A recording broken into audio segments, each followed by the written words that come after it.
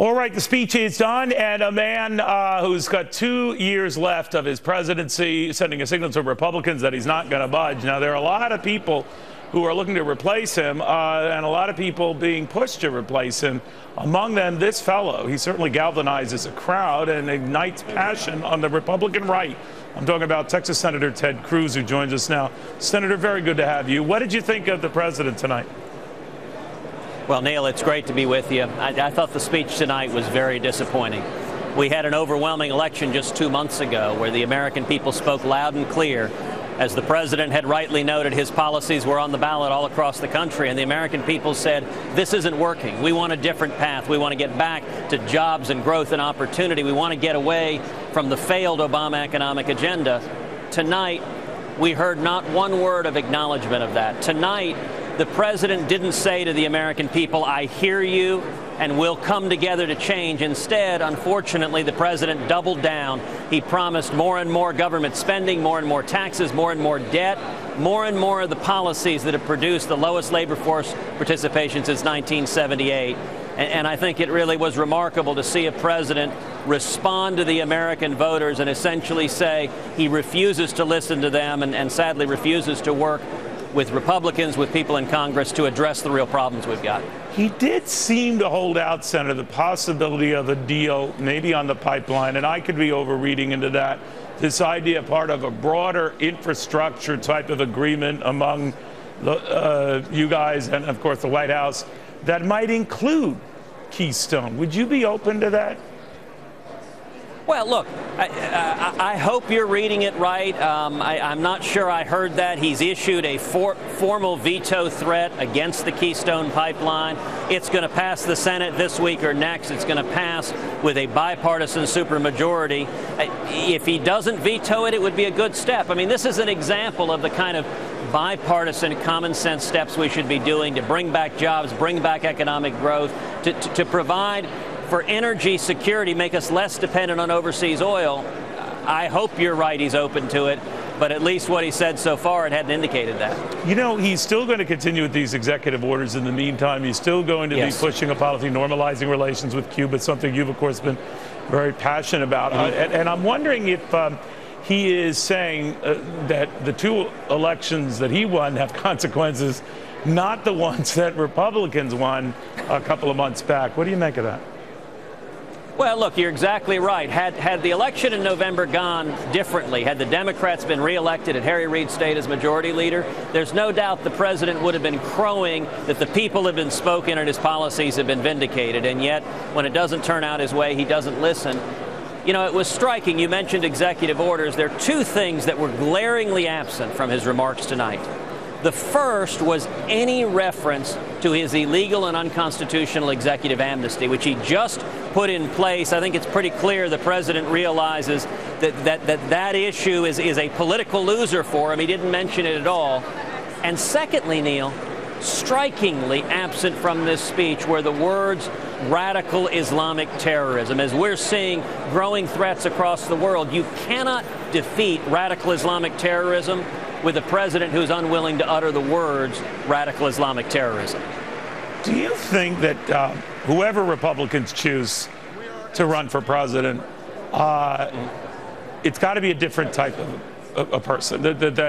I'm not even talking governor or senator, but that, let's say it were you, that someone who ignites passion in the base, because the traditional argument against guys like you, Senator, I'm sure you've heard it once or twice, is that the mainstreamers, the Jeb Bushes, maybe the Chris Christies, maybe even Mitt Romney, they're the answer. What do you say to the notion that you specifically are outside that acceptable norm? Listen, I think people all across this country are frustrated with Washington. They're frustrated with career politicians in both parties. And they're looking for leaders who are willing to stand up and lead to address the grave challenges of the day. My top priorities are, number one, bringing back jobs and economic growth and opportunity. Number two, defending our constitutional rights. And number three, restoring America's leadership in the world. Now, those are not narrow priorities. Those are widespread, common sense, basic priorities of Americans in all 50 states. Those are priorities of Republicans, Democrats, Independents, Libertarians outside of Washington. And Washington right now is broken because you've got career politicians. You look at the Obama administration, the rich and powerful, those who walk the halls of power in the Obama administration have gotten fat and happy, and yet working men and women are getting left in the cold. I think what people are looking for in 2016 is leadership that will stand and fight for the hardworking men and women and not give in to the culture of corruption in Washington. They're looking for leaders with the courage of our convictions to actually fix these enormous problems we're facing. Do you worry, though, that the attention is on the donors and who they're drawn to, because that group, Senator, seems to be drawn to the Bushes, maybe with Mitt Romney teasing again, maybe Romney, maybe Chris Christie, and then there is that second passionate tier of which you would obviously be, in which you'd be included. And does that bother you, that the money guys, for whatever reason, and they didn't get money being idiots, but they seem to be drawn to these guys as sure bets or surer bets?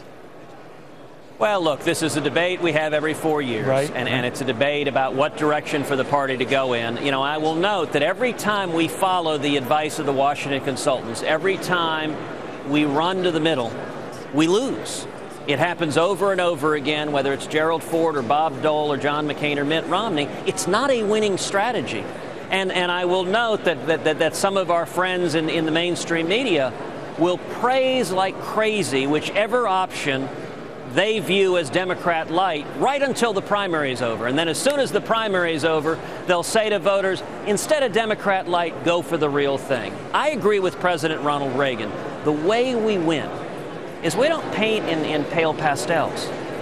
We paint in bold colors. We give a clear, positive, optimistic vision. There is a better way. And the better way is simple: to get back to the free market principles and the constitutional liberties that have been the foundation of building America and making it the greatest country in the history of the world. Senator, do you feel pressure, I'm sorry to make this all politics, but to run that now, because of the pressure of a Mitt Romney entering and potentially, that it's like, oh, wow, oh, we got to scramble here. Do you feel that pressure?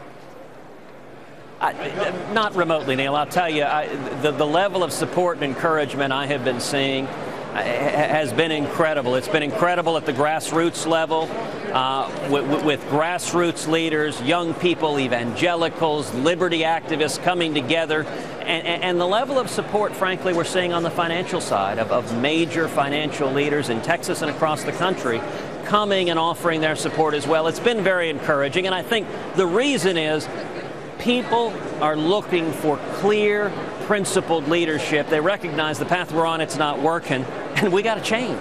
Now, you made a comment the other day about Republicans. It wouldn't hurt them, I'm paraphrasing, Senator, to have a sense of humor. John McCain, with whom I chatted earlier today, he agreed with you. And he has a fairly good sense of humor. Maybe didn't come out enough during the campaign. But I wondered whether you were worrying too much about that, because if you're up against, let's say, Hillary Clinton, Jimmy Fallon, she is not. So are you worrying too much about the humor thing? Well, look, that particular comment was at a rally in South Carolina where someone asked the question, how do we appeal to young people? And what I said is, listen, you appeal to young people with a positive, inspiring vision. But also the way we communicate matters. So lighten up, have a sense of humor, cut a joke. That was the point, and it's something we try to have fun with. And in fact, there I told a story. You may remember some months ago when I went out to California and a street artist, for some reason, put up posters of me shirtless with a ripped, muscled body covered in tattoos, a giant eagle, Winston Churchill on my bicep, and a cigarette dangling out of my mouth. And we had nothing to do with it, but, you know, the posters had blacklisted and loving it written on top of it. We decided to have some fun with it, so we posted it up on Facebook with a very simple observation. For some reason, these posters have begun appearing all over Hollywood. I have to note, there's a clear, glaring error. I don't smoke cigarettes. You got a good buzz on that. But, you know, you are right. I mean, some of our best presidents, you think about it, from Abraham Lincoln to John Kennedy to Ronald Reagan, they all had that common, good sense of humor. Absolutely. All right. We could do worse than to laugh a little bit. Senator, thank you very much. Thank you, Neil. God bless you. Ted Cruz from the fine state of Texas.